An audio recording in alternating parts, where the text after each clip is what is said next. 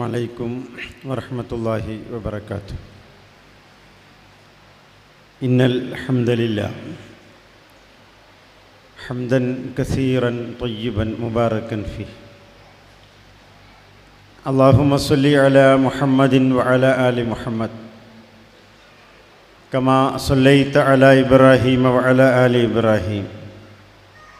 അല്ലാഹുമ്മ ബാരിക് അലാ മുഹമ്മദിൻ വഅലാ ആലി മുഹമ്മദ് കമാ ബാറക്ത അലാ ഇബ്രാഹീമ വഅലാ ആലി ഇബ്രാഹീം ഇന്നക ഹമീദും മജീദ്. യാ അയ്യുഹല്ലദീന ആമനൂ ഇത്തഖുല്ലാഹ ഹഖ്ക തുഖാതിഹി വലാ തമൂതുന്ന ഇല്ലാ വഅൻതും മുസ്ലിമൂൻ. അഊദു ബില്ലാഹി മിനശ് ശൈത്വാനിർ റജീം. ബിസ്മില്ലാഹിർ റഹ്മാനിർ റഹീം. വജാഹിദു ഫില്ലാഹി ഹഖ്ക ജിഹാദിഹി ഹുവ ജതബാക്കും വമാ ജഅല അലൈക്കും ഫിദ്ദീനി മിൻ ഹറജ്. ബഹുമാന്യരായ സംഘടനാ സാരഥികളെ, സഹോദരി സഹോദരന്മാരെ, കേരളത്തിലെ 10 ഇസ്ലാഹി ജില്ലകളിൽ ഇന്ന് നമ്മുടെ യുവജന വിഭാഗത്തിൻ്റെ നേതൃത്വത്തിൽ ജില്ലാ കമ്മിറ്റികളുടെ ആഭിമുഖ്യത്തിൽ ഇതുപോലുള്ള വിപുലമായ തസ്കിയത്ത് സംഗമങ്ങൾ നടക്കുകയാണ്. ഒരു പകല് മുഴുവനായോ ഒരു പകലിൻ്റെ പാതിയോ പടച്ച തമ്പുരാനെക്കുറിച്ചും പരലോകത്തെക്കുറിച്ചും ചർച്ച ചെയ്യുന്നതിന് വേണ്ടി നമ്മുടെ സഹോദരങ്ങൾ സകുടുംബം പങ്കെടുക്കുന്ന സദസ്സുകൾ, അതേറെ സന്തോഷം നൽകുന്ന ഒരു സംഗതിയാണ്. നമ്മുടെ യുവജന വിഭാഗത്തെ ഈ അവസരത്തിൽ നിറഞ്ഞ മനസ്സോടുകൂടി അഭിനന്ദിക്കുകയാണ്. അള്ളാഹുവിൻ്റെ ദീനിൻ്റെ മാർഗത്തിൽ കൂടുതൽ പ്രവർത്തനങ്ങളുമായി മുന്നേറാൻ നമ്മുടെ സഹോദരങ്ങൾക്ക് നാഥൻ കരുത്തു പകരുമാറാവട്ടെ. കുറേ മണിക്കൂറുകളായി നമ്മൾ പ്രസംഗം കേട്ടുകൊണ്ടിരിക്കുന്നു. തസ്കിയ സംഗമത്തിൻ്റെ സമാപനത്തിൽ ഒരു നോമ്പുതുറയുള്ളത് കൊണ്ട് തന്നെ നോമ്പുതുറ വരെ ഇവിടെ ഇരുന്നേ പറ്റൂ. അപ്പം അതുകൊണ്ട് തന്നെ സ്വല്പം പ്രയാസമൊക്കെ അതിൻ്റെ അവസാന ഘട്ടമായതുകൊണ്ട് നിങ്ങൾക്കുണ്ടാകും. കുറഞ്ഞ വാക്കുകളിൽ ഞാൻ എൻ്റെ വർത്തമാനം അവസാനിപ്പിക്കാം. ബഹുമാന്യനായ ഡോക്ടർ അൻവർ സാദത്ത് സച്ചരിതരുടെ പാത എന്ന വിഷയം അവതരിപ്പിച്ച് സംസാരിക്കുമ്പോൾ ഞാൻ ഈ സദസ്സിനെങ്ങനെ ശ്രദ്ധിച്ചിരുന്നു. എല്ലാവരും വളരെ താല്പര്യപൂർവ്വം ഇസ്ലാമിക ചരിത്രം കേൾക്കുക എന്നുള്ളത് നമ്മളെ സംബന്ധിച്ചിടത്തോളം ഏറെ ആവേശം നൽകുന്ന ഒരു സംഗതിയാണ്. പൂർവികരായ നമ്മുടെ നേതാക്കളാണവർ. പ്രവാചകൻ്റെ കൂടെ ജീവിച്ച ഒരുപാട് പരീക്ഷണങ്ങളും പ്രതിസന്ധികളും നേരിടേണ്ടി വന്ന ആളുകൾ. ഉമ്മു ഹബീബ റളിയല്ലാഹു അൻഹയുടെ ചരിത്രം പറഞ്ഞ കൂട്ടത്തിൽ കുറേ സഹാബിമാരുടെ പേരുകൾ അദ്ദേഹം ഇങ്ങനെ സ്പർശിച്ചു പോയിരുന്നു. അവരുടെ ജീവിതവുമായി ബന്ധപ്പെട്ട ആളുകളാണ് അവരൊക്കെ. അതിൽ പല പേരുകളും നമ്മൾ വായിക്കുകയും കേൾക്കുകയും ഒക്കെ ചെയ്തിട്ടുള്ള പേരുകളാണ്. തുല്യതയില്ലാത്ത ജീവിതത്തിൻ്റെ ഉടമകളായിരുന്നു അവർ. അള്ളാഹു വളരെ കുറഞ്ഞ ഭൗതിക വിഭവങ്ങൾ നൽകി കുറഞ്ഞ കാലം ഈ ദുനിയാവിൽ അവർക്ക് അനുവദിച്ചിട്ടും ആ അനുവദിക്കപ്പെട്ട കാലം റബ്ബിൻ്റെ പൊരുത്തം നേടുന്നതിന് വേണ്ടി അഹോരാത്രം പണിയെടുത്ത ആളുകൾ. അതുകൊണ്ടാണ് അവരുടെ പേര് കേൾക്കുമ്പോൾ നമ്മളും പറഞ്ഞു പോകുന്നു റളിയല്ലാഹു അൻഹും. അള്ളാഹു തൃപ്തിപ്പെട്ടവരാണവർ. അത് ചെറിയ ഒരു അംഗീകാരമല്ല. ദീനിൻ്റെ മാർഗത്തിൽ അധ്വാനിക്കാനുള്ള മനസ്സുണ്ടാവുക എന്നുള്ളത് അത് പടച്ചവൻ നമുക്ക് നൽകുന്ന ഏറ്റവും വലിയൊരു അനുഗ്രഹം. നമുക്കറിയാമല്ലോ, ദുനിയാവിൽ മുസ്ലിങ്ങൾ എന്ന പേരിൽ അറിയപ്പെടുന്ന എത്ര കോടി മനുഷ്യന്മാരുണ്ട്. എണ്ണമറ്റ ആളുകൾ എന്ന് പറയാം. കോടാനുകോടി ആളുകളുണ്ട്. പക്ഷെ അവരിൽ യഥാർത്ഥ വിശ്വാസികൾ, ദീനിനെ നെഞ്ചോട് ചേർത്ത് പിടിച്ചുകൊണ്ട് ജീവിക്കുന്ന ആളുകൾ, ലാ ഇലാഹ ഇല്ലല്ലാഹ് എന്ന കലിമത്തു തൗഹീദ് ശരിയായി ഉൾക്കൊണ്ട ആളുകൾ എത്ര? അതാണ് പ്രശ്നം. വിശ്വാസി സമൂഹം നേരിടുന്ന ഈ വലിയ പ്രതിസന്ധി കാലത്തും അള്ളാഹുവിൻ്റെ സഹായം നമുക്ക് കിട്ടുമോ എന്നുള്ള ആശങ്കയിലാണ് നമ്മളുള്ളത്.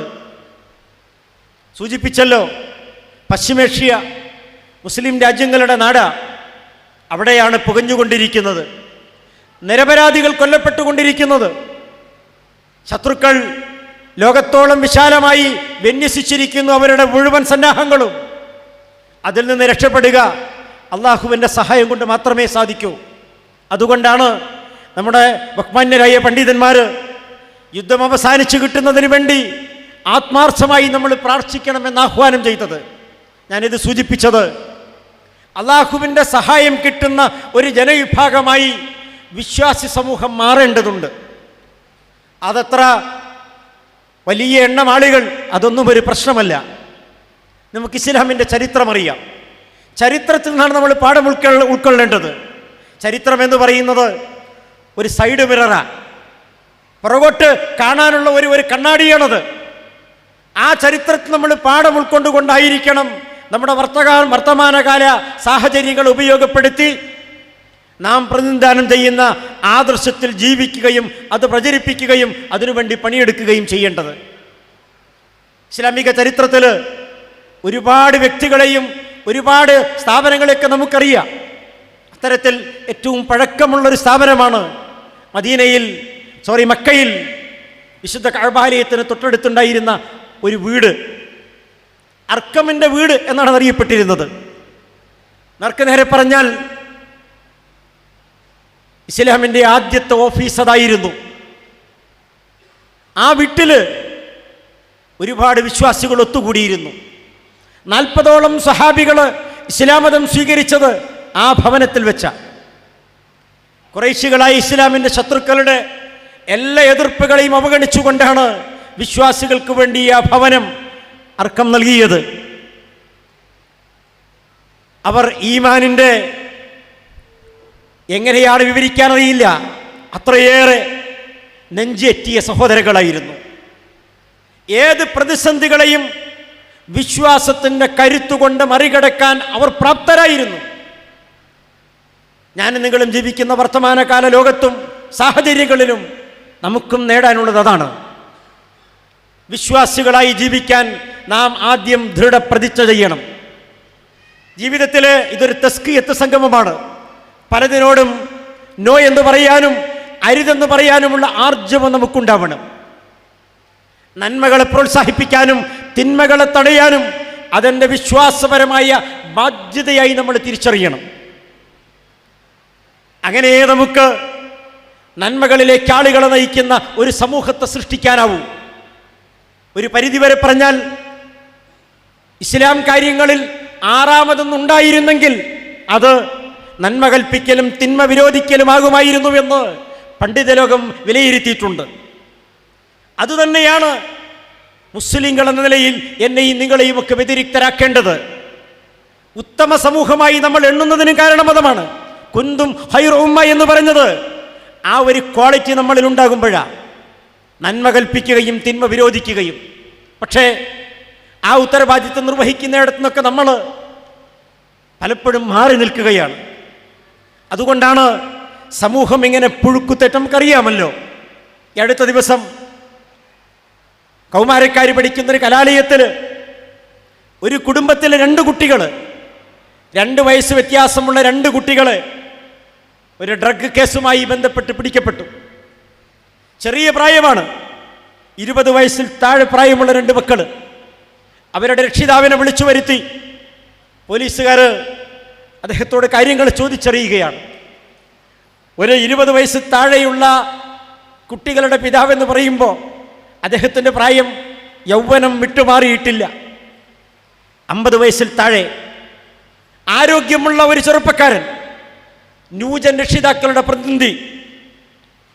പോലീസ് ഓഫീസർ അദ്ദേഹത്തോട് ചോദിച്ചു, ഈ മക്കൾ നിങ്ങളുടെ കൂടെയല്ലേ താമസിക്കുന്നത്? അദ്ദേഹം കണ്ണ് നിറച്ചുകൊണ്ടാണ് മുമ്പിലിരിക്കുന്നത്. അതെ സർ. ഇവർക്കിങ്ങനെ ചില ദുശ്ശീലങ്ങളുണ്ടെന്ന് നിങ്ങൾക്കറിയുമോ? എനിക്കറിയില്ല സർ. അദ്ദേഹത്തിൻ്റെ ഓരോ ചോദ്യവും കേവലം ഒരു രക്ഷിതാവിനോട് മാത്രമായിരുന്നില്ല, നമ്മളെപ്പോലുള്ള കുറേ രക്ഷിതാക്കളോടായിരുന്നു. 3 വർഷമായി ഈ ആൺമക്കൾ ഡ്രഗ്സ് ഉപയോഗിക്കുകയും അതിൻ്റെ കാരിയേഴ്സും ഇപ്പോൾ അതിൻ്റെ വിപണനക്കാരുമായി മാറിയിട്ടുണ്ട്. പക്ഷേ യൗവനം പിന്നിട്ടിട്ടില്ലാത്ത മാതാപിതാക്കൾ അതറിയുന്നില്ല.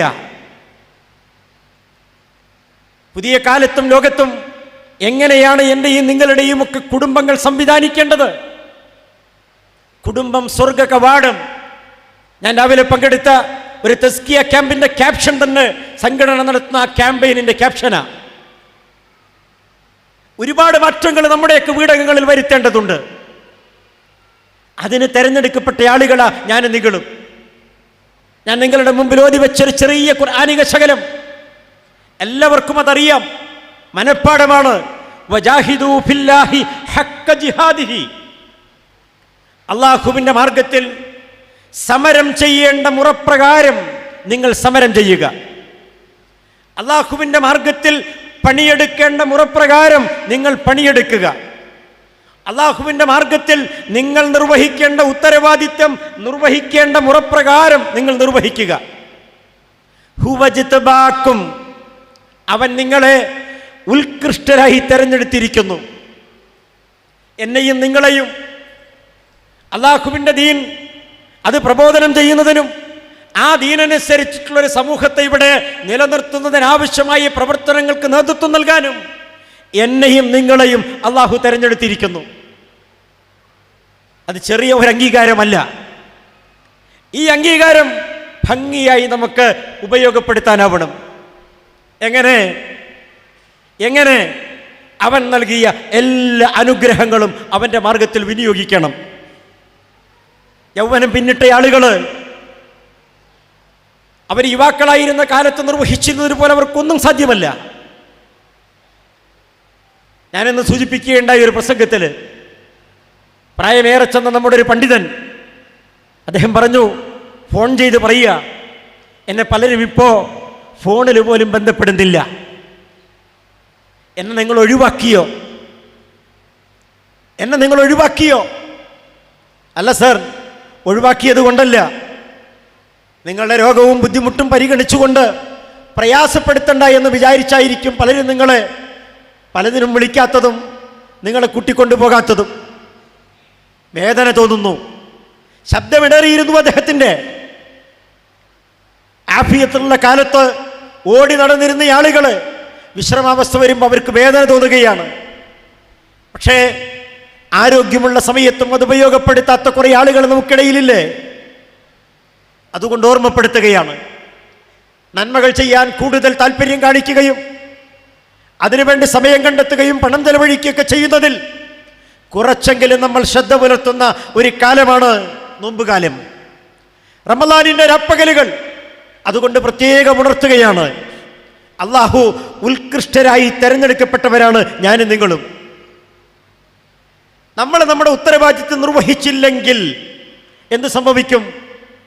സമൂഹം കൂടുതൽ നാശങ്ങളിലേക്ക് ഇങ്ങനെ പോകും. സമൂഹം പോകുക എന്ന് പറഞ്ഞാൽ അതിൽ നമ്മുടെ കുടുംബമുണ്ടാകും. ജീവന തുല്യം നമ്മൾ സ്നേഹിക്കുന്ന നമ്മുടെ ഇണകളും മക്കളും ഒക്കെ ഉണ്ടാകും. പിന്നെ നമ്മൾ വിരൽ കടിച്ചിട്ട് കാര്യമില്ല. നമ്മളെയാണ് അല്ലാഹു ഹുവജ്തബാക്കും, നമ്മളെ ഉത്കൃഷ്ടരായി തെരഞ്ഞെടുത്തിട്ടുണ്ട് നമുക്ക് ബോധ്യപ്പെട്ടാൽ ഭംഗിയായി അല്ലാഹുവിൻ്റെ മാർഗത്തിൽ ചെയ്യേണ്ട എല്ലാ കാര്യങ്ങളും നമ്മൾ ഏറ്റെടുത്ത് നിർവഹിക്കണം. അല്ലാഹ് നമുക്ക് ഒരു ബുദ്ധിമുട്ടും ഉണ്ടാക്കുന്നില്ല. അത് തുടർന്ന് പറയുക, വമാ ജഅല അലൈക്കും ഫിദ്ദീനി മിൻ ഹറജ്. ഒരു പ്രയാസവും അല്ലാഹു നമ്മുടെ മേൽ ചുമത്തിയിട്ടില്ല. ഒരു പ്രയാസവും എന്ന് പറഞ്ഞാൽ ആരോടും തൻ്റെ കഴിവിൻ്റെ, തൻ്റെ പ്രാപ്തിയുടെ അപ്പുറം, തൻ്റെ വിഭവങ്ങൾക്കപ്പുറം ആവശ്യപ്പെടുന്നേയില്ല. അതിൻ്റെ ഉള്ളിൽ നിന്നുകൊണ്ടാണ് ആവശ്യപ്പെടുന്നത്. പക്ഷെ അത് നമ്മൾ നിർവഹിക്കുന്നുണ്ടോ? അതാണ് എനിക്ക് എന്നോട് നിങ്ങളോടും ചോദിക്കാനുള്ളത്. ആരാധനകൾ കാര്യത്തിൽ ഒരു പക്ഷേ നമ്മൾ മുമ്പന്തിയിലാകും. പഠനങ്ങളുടെ കാര്യത്തിൽ ഒരു പക്ഷേ നമ്മൾ മുമ്പന്തിയിലാകും. അതിനപ്പുറം സാമൂഹ്യമായിട്ടുള്ള ഒരുപടി ഉത്തരവാദിത്തങ്ങൾ അല്ലാഹു നമ്മുടെ ചുമലിൽ ഏൽപ്പിച്ചിട്ടുണ്ട്. അവിടെയും നമ്മൾ ഒന്നാമരാവണം.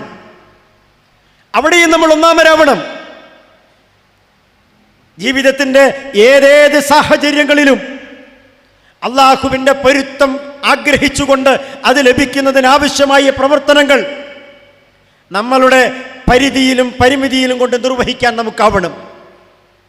അതാണ് സച്ചരിതരുടെ ചരിത്രങ്ങളിൽ നിന്ന്, പാഠങ്ങളിൽ നിന്ന് നാം ഉൾക്കൊള്ളേണ്ടത്. 3 ഹിജ്റ ചിന്തിക്കാൻ കഴിയുമോ? നമുക്ക് നമ്മുടെ വീടും ചുറ്റുപാടും ഉപേക്ഷിച്ചുകൊണ്ട് 1000 കിലോമീറ്റർ അകലെയുള്ളൊരു സ്ഥലത്തേക്ക് നിങ്ങൾ താമസം മാറണം. അവിടുത്തെ പരിമിതമായ സൗകര്യത്തിൽ നിങ്ങൾ ജീവിക്കാൻ നിർബന്ധിതരാണ്. യാത്ര പോവാതെ മാർഗമില്ലെന്ന് പറഞ്ഞാൽ എത്ര ആളുകൾ തയ്യാറാവും? വെറുതെ നമ്മളൊന്ന് ആലോചിച്ച് നോക്കുക. മക്കയിൽ നിന്നും മദീനയിലേക്കും അബസീനിയയിലേക്കും ഒക്കെ നാട് വിട്ടുപോയവർ എല്ലാ ചുറ്റുപാടുകളുമുള്ളവരായിരുന്നു. അള്ളാഹുവിൻ്റെ ഇഷ്ടമതം അതനുസരിച്ച് ജീവിക്കാനുള്ള സാഹചര്യം ഇല്ലെന്ന് വന്നപ്പോൾ നാട് വിടാൻ അവർ തയ്യാറായി. അങ്ങനെ ഒരു സാഹചര്യം നമ്മുടെ മുമ്പിലില്ല. നമ്മുടെ അനുഗ്രഹങ്ങളും വിഭവങ്ങളും അള്ളാഹുവിൻ്റെ ഇഷ്ടത്തിനനുസരിച്ച് വ്യവസ്ഥപ്പെടുത്തണമെന്നേ പറഞ്ഞിട്ടുള്ളൂ. നമുക്ക് കഴിയുന്നുണ്ടോ? പലപ്പോഴും കഴിയുന്നില്ല. ആദർശ പ്രസ്ഥാനത്തിന് വേണ്ടി നിങ്ങൾ ഒരു ദിവസം 1 മണിക്കൂർ സമയം ചെലവഴിക്കണം. നിങ്ങളുടെ വിഭവങ്ങൾ ഉപയോഗപ്പെടുത്തണം. അങ്ങനെ ഒരു നിർദ്ദേശമൊക്കെ വന്നാൽ നമ്മൾ പ്രതികരിക്കും. പറയുന്നവർക്ക് എന്തും പറയാമല്ലോ. അങ്ങനെയാണോ? അങ്ങനെയല്ലല്ലോ വേണ്ടത്. അനുഗ്രഹങ്ങളുടെ നടുവിലാണ് നമ്മൾ. പലസ്തീനൊക്കെ നമുക്കറിയാമല്ലോ. എന്താണ് ആ പാവകൾ ചെയ്ത തെറ്റ്? വിശ്വാസികളായി. നമ്മളും പ്രതീക്ഷിക്കണം. പരീക്ഷണങ്ങൾ ഏത് തരത്തിലും വരും. നമുക്കെല്ലാവർക്കും അറിയാം. ആയത്തൊക്കെ എല്ലാവർക്കും മനപ്പാടാ, അല്ലേ? വലനബലുവന്നക്കും എന്ന് തുടങ്ങുന്ന ആയത്ത് എല്ലാവർക്കും മനപ്പാടാ. ക്ഷമിക്കാനും സഹിക്കാനും ഒക്കെ വിശ്വാസത്തിൻ്റെ കരുത്തുകൊണ്ടായിരുന്നു നമ്മുടെ പൂർവികർ. അള്ളാഹുവിനുള്ള അചഞ്ചലമായ വിശ്വാസം കൊണ്ട് പരലോക പ്രതീക്ഷയിൽ. അപ്പം നന്മ ചെയ്യണമെങ്കിൽ, ജീവിതം അതിനനുസരിച്ച് ക്രമപ്പെടുത്തണമെങ്കിൽ നമുക്ക് പരലോകത്തിൽ നല്ല പ്രതീക്ഷ വേണം. ഇതൊന്നും വെറുതെയാവില്ല. കേവലം ഒരു സംഗമം, ഈ സംഗമത്തിൽ പങ്കെടുക്കാത്ത ഇഷ്ടംപോലെ പ്രവർത്തകർ നമ്മുടെയൊക്കെ ശാഖകളിലില്ലേ? മതിയായ കാരണങ്ങളില്ലാതെ തന്നെ വരാത്തവർ ഉണ്ട്. ആർക്കാണ് നഷ്ടപ്പെട്ടത്? അല്ലാഹുവിൻ്റെ മാലാഖമാർ, മലക്കുകളുടെ സാന്നിധ്യവും പ്രാർത്ഥനയുമുള്ളൊരു സദസ്സ. ഇവിടേക്ക് യാത്ര തിരിക്കുന്നതിനിടയിൽ, ഇവിടെ വന്ന് തിരിച്ചു പോകുന്നതിനിടയിൽ അല്ലാഹുവിൻ്റെ വിളിക്കുത്തരം നൽകേണ്ടി വന്നാൽ, അവനിലേക്ക് തിരിച്ചു പോകേണ്ടി വന്നാൽ വലിയ പദവി ലഭിക്കുന്നവരുടെ ഗണത്തിലാണെന്ന വിശ്വാസമാണ് നമ്മെ ഇങ്ങോട്ട് നടത്തുന്നത്. ഇങ്ങോട്ടുള്ള യാത്രയും ഇവിടെ ചെലവഴിക്കുന്ന സമയവും ഇവിടുന്ന് തിരിച്ചവനവൻ്റെ ഭവനങ്ങളിലേക്കുള്ള യാത്രയും ഒന്നും നഷ്ടമാവില്ല. ആ ഒരു വിധാനത്തിലേക്ക്, വിശ്വാസത്തിലേക്ക് ഞാൻ നിങ്ങളും ഉയരേണ്ടതുണ്ട്. ദീനിൻ്റെ മാർഗത്തിലുള്ള എല്ലാ പ്രവർത്തനങ്ങളും അങ്ങനെയാവണം.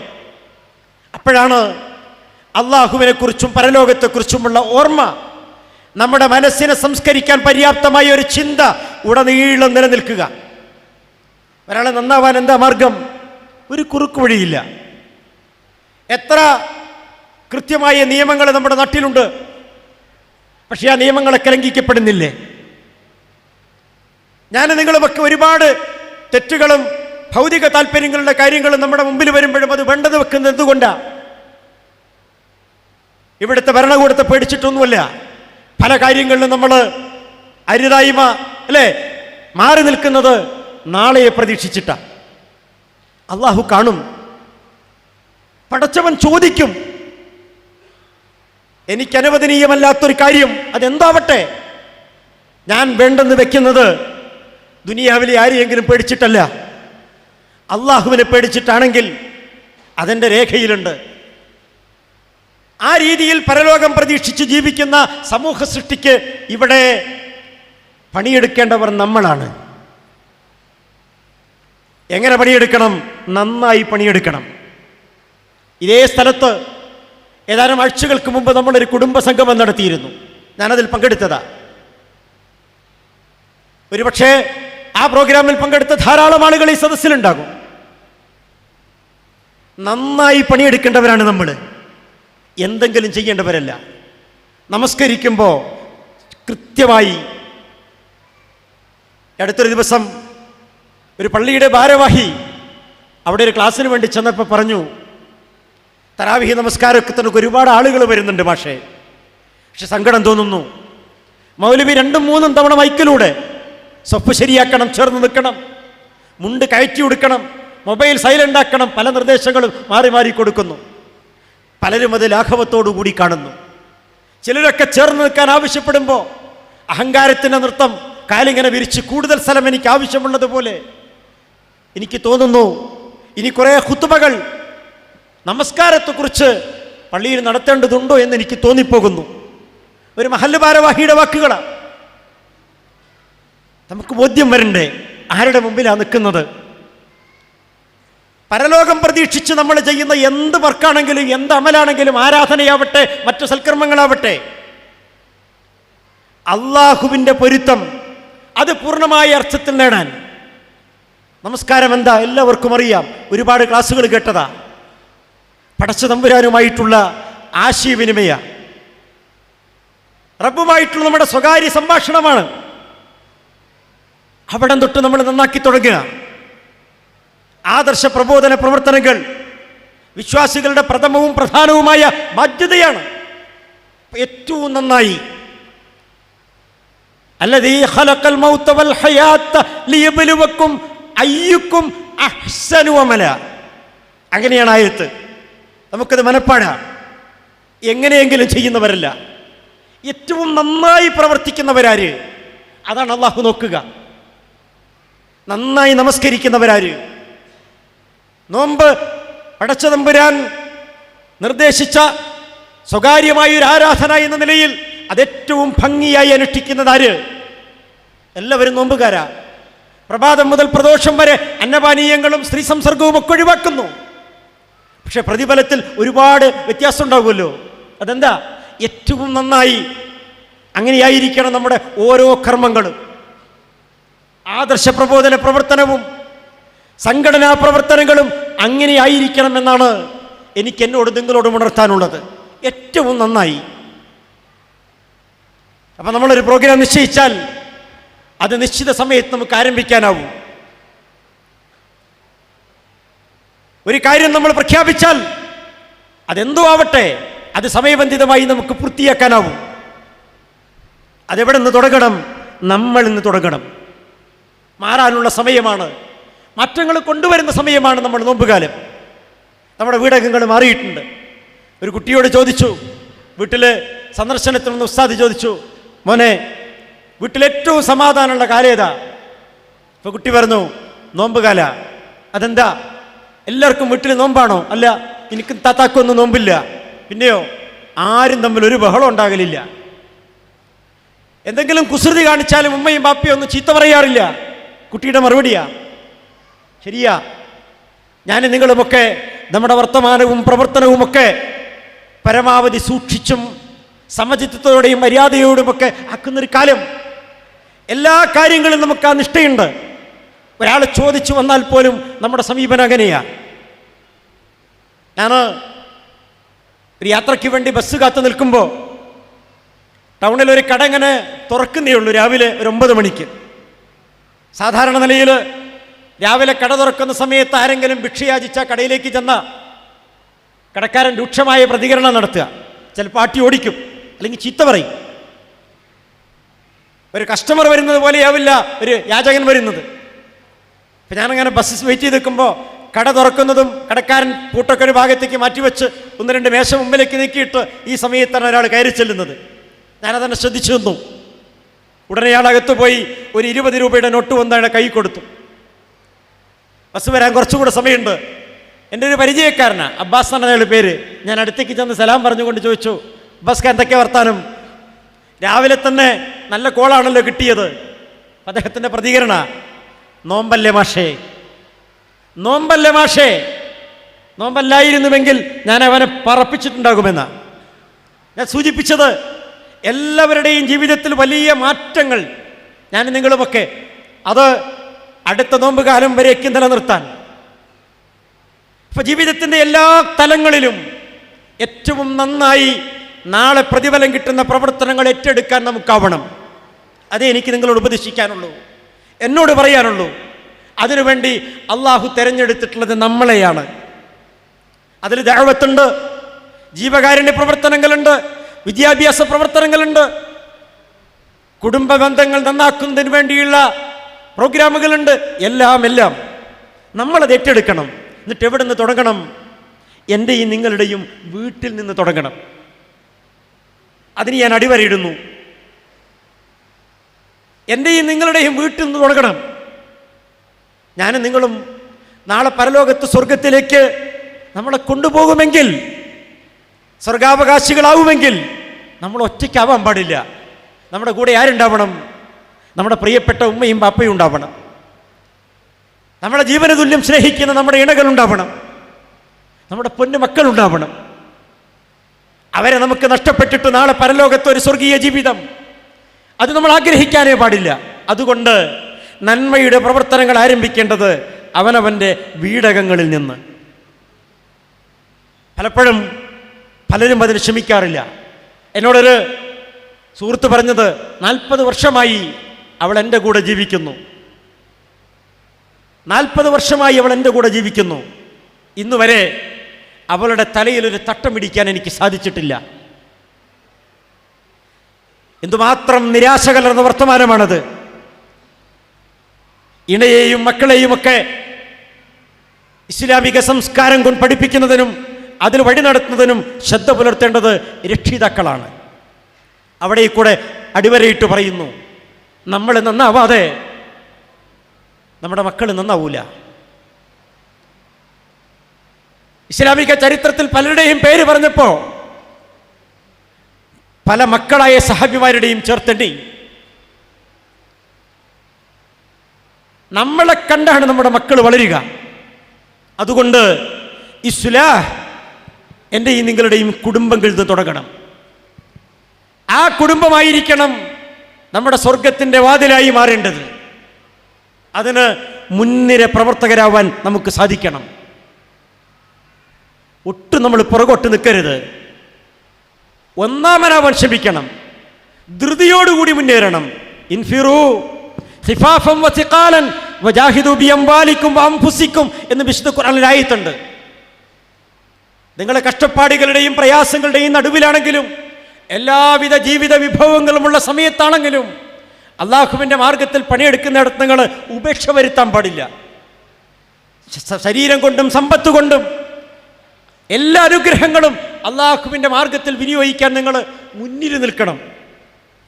സൗകര്യമുണ്ടാകുമ്പോഴും ഞെരുക്കമുണ്ടാകുമ്പോഴും ധൃതി പിടിച്ചു വരണം. വസാരിഉ ഇലാ മഗ്ഫിറത്തിൻ മിർ റബ്ബിക്കും വജന്നത്തിൻ അർളുഹ അസ്സമാവാതു വൽ അർള്. ആകാശഭൂമികളോളം വിശാലമായ സ്വർഗം ആഗ്രഹിച്ചുകൊണ്ട് കാക്ഷിച്ചുകൊണ്ട് ധൃതിപ്പെട്ട് നമ്മൾ മുന്നേറണം. ഒറ്റ ചാൻസേ കിട്ടൂ, രണ്ടാമതൊരു ചാൻസ് ഇല്ല. ഈ റമളാൻ, അടുത്ത റമളാനിൽ നമ്മൾ ഉണ്ടാവുമോ? അറിഞ്ഞുകൂടാ. ഈ റമളാനിൽ തന്നെ നമ്മൾ നിന്ന് പിരിഞ്ഞു പോയ ആളുകൾ എത്രയാ? ഓരോ പ്രദേശത്തും മരണവാർത്തകൾ അറിയിക്കാനുള്ള പ്രാദേശിക വാട്സപ്പ് ഗ്രൂപ്പുകളൊക്കെ ഉണ്ട്. നോമ്പ് 11 നിൽക്കുക. ഞാനിങ്ങനെ എണ്ണി നോക്കി. എൻ്റെ ചുറ്റുപാടുകളിൽ മാത്രം ഈ നോമ്പ് കാലത്ത് 21 ആളുകൾ മരിച്ചു. ഒരു ദിവസം 3 ആളുകൾ വരെ മരണപ്പെട്ട ദിവസമുണ്ട്. അതിലൊരാളായി എൻ്റെ നിങ്ങളുടെയും ഫോട്ടോയും വാർത്തയും നാളെയോ മറ്റന്നാളോ വരുമോ നമുക്കറിഞ്ഞുകൂടാ. കിട്ടിയ ആയുസ്, കിട്ടിയ കാലം, സമയം, സാഹചര്യങ്ങൾ അത് പരമാവധി അള്ളാഹുവിൻ്റെ ഇഷ്ടത്തിനനുസരിച്ച് വിനിയോഗിക്കണം. ഒരു കാര്യം കൂടെ പറയട്ടെ. ദീനീ പ്രബോധന രംഗത്ത് നിങ്ങൾക്കൊക്കെ മുമ്പിൽ നിന്നുകൊണ്ട് നമ്മുടെ കുറേ നേതാക്കന്മാരും പ്രവർത്തകരുമൊക്കെ ഉണ്ട്. പ്രത്യേകിച്ച് നമ്മുടെ യുവാക്കൾ, വിദ്യാർത്ഥികളൊക്കെ. ഒരുപാട് പരിമിതികളും പരിധികളും അവർക്കുണ്ട്. എന്നിട്ടും അവർ സമയം കണ്ടെത്തുന്നു. എനിക്കറിയാം, 5 മണിക്ക് ജോലി സമയം കഴിഞ്ഞ് 100-150 കിലോമീറ്റർ യാത്ര ചെയ്ത് ഒരു യോഗത്തിൽ പങ്കെടുക്കുന്നതിന് വേണ്ടി കോഴിക്കോട്ടേക്ക് വരുന്ന ചെറുപ്പക്കാരെ എനിക്കറിയാം. യോഗമൊക്കെ കഴിഞ്ഞവരുടെ നാട്ടിലേക്ക് തിരിച്ചെത്താറുള്ളത് പാതിരാത്രി കഴിഞ്ഞോ പുലരാൻ കാലത്തൊക്കെയാണ്. എന്താണ് അവർക്കതിൻ്റെ നേട്ടം? അവരുടെ സമയവും അവരുടെ അധ്വാനവും അവരെന്തിനു വേണ്ടിയാ? നമുക്കൊക്കെ വേണ്ടിയാ.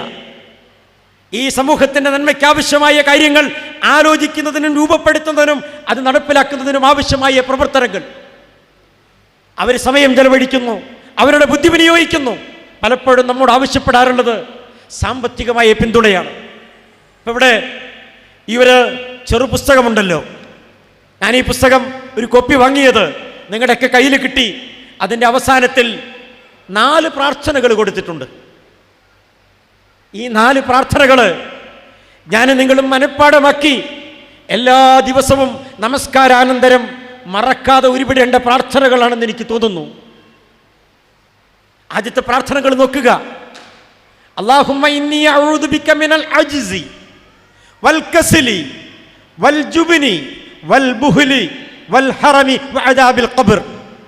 നമ്മൾ പ്രാർത്ഥിക്കാറുള്ളതാണ്, അല്ലാഹുവേ, അശക്തിയിൽ നിന്ന്, കഴിവുകേടിൽ നിന്ന്, മടിയിൽ നിന്ന്, ഭീരുത്വത്തിൽ നിന്ന്, പിശുക്കിൽ നിന്ന്, വാർദ്ധക്യ സഹജമായ പ്രയാസങ്ങളിൽ നിന്ന്, ഖബറിലെ അദാബുകളിൽ നിന്ന് റബ്ബേ നീ എന്നെ കാത്തുരക്ഷിക്കണേ. നമുക്ക് പിശുക്കുണ്ടാവരുത്, നമുക്ക് മടിയുണ്ടാവരുത്. നമ്മൾ പിശുക്ക് കാണിച്ചാൽ ഒരു പക്ഷെ പിന്നെ നമുക്ക് അവസരം ഉണ്ടായിക്കൊള്ളണമെന്നില്ല. എൻ്റെ ഉമ്മ ഒരു ഫാമിലി പെൻഷനറാണ്. എൻ്റെ ഉപ്പ മരിച്ചിട്ട് 10-25 കൊല്ലമായി. ഞാൻ എപ്പോഴും ഞാനും ഇങ്ങനെ സംസാരിക്കുമ്പോൾ ഞാൻ ഉമ്മാനോട് പറയും, ഉമ്മ, നിങ്ങൾക്ക് കിട്ടുന്ന പണം മുഴുവൻ നിങ്ങൾ ചിലവാക്കണം, നിങ്ങളൊന്നും ബാക്കി വെക്കണ്ട, നിങ്ങൾക്ക് വേണ്ടി ചിലവാക്കണം. കാരണം നമ്മൾ ചിലവാക്കിയതാണ് നമ്മുടെ പണം, പ്രത്യേകിച്ച് പ്രായം ചെന്ന ആളുകൾ. ഞാൻ എൻ്റെ പോക്കറ്റിൽ കരുതി വെച്ചതും ബാക്കിയാക്കിയതും എൻ്റെ മക്കളുടെ സ്വത്താണ്. എൻ്റെ സ്വത്ത് എന്ന് പറയുന്നത് ഞാൻ ഉപയോഗപ്പെടുത്തിയതാണ്. പ്രവാചകൻ ചോദിച്ചു സഹാബത്തിനോട്, ആരാണ് സ്വന്തം സ്വത്തിനേക്കാൾ അനന്തരവന്മാരുടെ സ്വത്തിനെ സ്നേഹിക്കുന്നത്? സഹാബത്തിന് ആ ചോദ്യം അത്രയും അങ്ങോട്ട് ഇഷ്ടപ്പെട്ടിട്ടില്ലെന്ന് തോന്നുന്നു. സഹാബത്ത് തിരിച്ചു റസൂലിനോട് ചോദിച്ചു, റസൂലെ, ഞങ്ങൾക്കൊക്കെ ഞങ്ങളുടെ സ്വത്തിനോടാണല്ലോ ഏറ്റവും പ്രിയം. അപ്പോൾ റസൂൽ ഒന്നുകൂടെ വിശദീകരിച്ചു, നിങ്ങൾ ഉപയോഗപ്പെടുത്തിയതാ നിങ്ങളുടെ സ്വത്ത്, നിങ്ങൾ ബാക്കിയാക്കുന്നത് മുഴുവൻ. ഞാനിപ്പോൾ ഇങ്ങനെ മരണപ്പെട്ട എൻ്റെ കയ്യിൽ കെട്ടിയ വാച്ചും ഞാൻ ഉപയോഗിച്ചിട്ടുള്ള വസ്ത്രവും എൻ്റെ വാഹനവുമൊക്കെ എൻ്റെ മക്കൾക്ക് ശറഅ അനുസരിച്ച് വീതം വെച്ചെടുക്കാനുള്ളതാണ്. എന്നാൽ ഞാൻ സദഖ ചെയ്തതോ അതെൻ്റെ സ്വത്താ. ഞാൻ അള്ളാഹുവിൻ്റെ മാർഗത്തിൽ ചെലവഴിച്ചതോ അതെൻ്റെ സ്വത്താ. അതുകൊണ്ട് പള്ളി എടുക്കുന്നിടത്തും ദീനീ സംരംഭങ്ങളിലുമൊക്കെ അകമഴിച്ച് നൽകണം, ചെലവാക്കണം എല്ലാ അനുഗ്രഹങ്ങളും. ഞാൻ ചുരുക്കുന്നു. ഞാൻ എൻ്റെ ഒരു സുഹൃത്തിനോട് ചോദിച്ചു, നീ വണ്ടി വാങ്ങിയിട്ട് എത്ര കൊല്ലമായി? അപ്പം എന്നോട് പറഞ്ഞു 3 വർഷമായി. പുതിയ വാഹന, നല്ല വാഹന, ഏകദേശം 40 ലക്ഷത്തോളം രൂപ വിലമതിക്കുന്ന വാഹന. എത്ര കിലോമീറ്റർ ഓടി? അപ്പം പറഞ്ഞൊരു 32,000 കിലോമീറ്റർ ഓടി. കുറച്ചുകൂടെ എനിക്ക് സ്വാതന്ത്ര്യമുള്ള സുഹൃത്തായതുകൊണ്ട് അതിൽ പരലോകത്തേക്ക് എത്ര ഓടി? അപ്പോൾ മിണ്ടുന്നില്ല. ഈ 32,000 കിലോമീറ്റർ ഓടിയിട്ടുണ്ടാവുക കുടുംബയാത്രകളും അവരുടെ വിനോദയാത്രകളുമാണ്.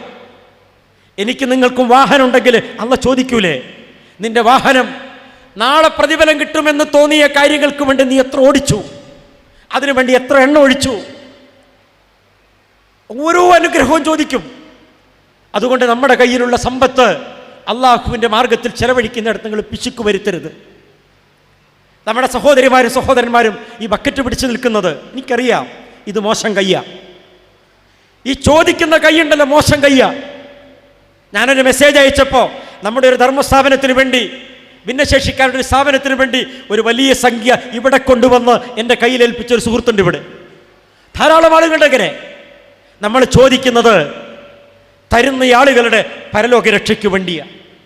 കൈ ഇങ്ങനെ നീട്ടുന്നവർക്ക് അത് ലേശം മോശമാണെങ്കിലും ഒരു പങ്ക് അള്ളാഹുവിൻ്റെ മാർഗത്തിൽ ഒരു നല്ല കാര്യത്തിന് വേണ്ടി പണം സമാഹരിക്കുന്നതിൽ പങ്കാളിയാകുന്നതിൽ ഒരു പങ്ക് കിട്ടുമെന്ന ശുഭപ്രതീക്ഷയോടെ. അതുകൊണ്ട് അറിഞ്ഞ് നിങ്ങൾ നൽകുക. നിങ്ങൾക്ക് നൽകാൻ നിങ്ങളുടെ കയ്യിൽ പണമില്ലെങ്കിൽ സംഘാടക സമിതി അവരുടെ സംഘടനയുടെ അക്കൗണ്ടുമായി ബന്ധപ്പെട്ട വിശദാംശങ്ങൾ ആ ബക്കറ്റിൻ്റെ പുറത്ത് തന്നെ കാണിച്ചിട്ടുണ്ട്. സഹായിക്കാതിരിക്കരുത്. ഉമ്മമാരൊക്കെ നിങ്ങളുടെ സമ്പാദ്യം നിങ്ങൾക്കുള്ളതാണ്.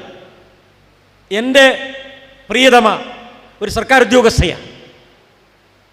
അവൾക്ക് കിട്ടുന്ന വരുമാനം ഏത് മാർഗത്തിൽ ചെലവാക്കാനും പൂർണ്ണ സ്വാതന്ത്ര്യം വല്ലാഹി ഞാൻ നൽകിയിട്ടുണ്ട്. അവൾ എനിക്ക് എന്തെങ്കിലും തരുന്നുവെങ്കിൽ അതവളുടെ ഉദാരതയാണ്, ദാനമായിട്ടാണ് ഞാൻ കൂട്ടുന്നത്, അതെൻ്റെ അവകാശമല്ല. ഉമ്മമാർക്ക്, സഹോദരിമാർക്ക് അവരുടെ സമ്പത്ത് അവരുടെ പരലോകത്തിന് വേണ്ടി വിനിയോഗിക്കാനുള്ള സ്വാതന്ത്ര്യം സഹോദരന്മാർ കൊടുക്കണം. ഇപ്പം കയ്യിലില്ലാത്തവർ നിങ്ങൾ എത്തിച്ചു കൊടുക്കണം. ഞാനിത് സൂചിപ്പിച്ചത് ഇതൊക്കെയേ നമുക്ക് ബാക്കിയുണ്ടാകൂ. കുളമ്പ് ബാക്കിയാക്കിയപ്പോൾ പ്രവാചകൻ പറഞ്ഞ വാക്കുണ്ടല്ലോ, പാഠമാവണം. ഫാത്തിമയോട് പറഞ്ഞത് എന്താ? ചോദിച്ച മോളെ, എന്ത് വേണമെങ്കിലും ചോദിച്ചോ, പക്ഷെ പരലോകത്ത് രക്ഷപ്പെടാൻ ആവശ്യമായത് നീ ഒരുക്കി വെച്ചോട്ടോന്നാ. ആരോടാ പറഞ്ഞത്? ആരോടാണ് പറഞ്ഞത്?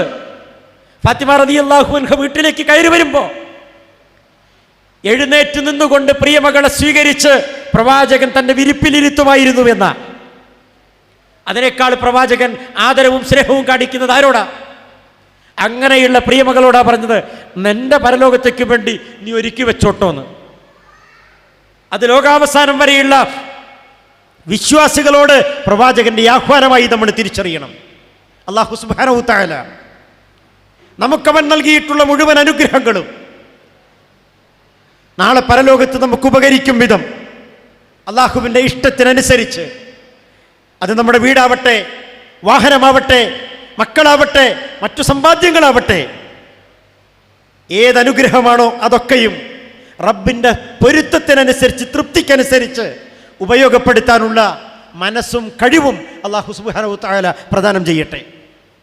ജീവിതത്തിൽ വന്നുപോയ മുഴുവൻ പിഴവുകളും കുറവുകളും പോരായ്മകളും റബ്ബ് സുബ്ഹാനഹു തആല അവൻ്റെ മഹത്തായ ഫضل കൊണ്ട് നമുക്ക് വിട്ടുപുറത്ത് മാപ്പാക്കി തരട്ടെ.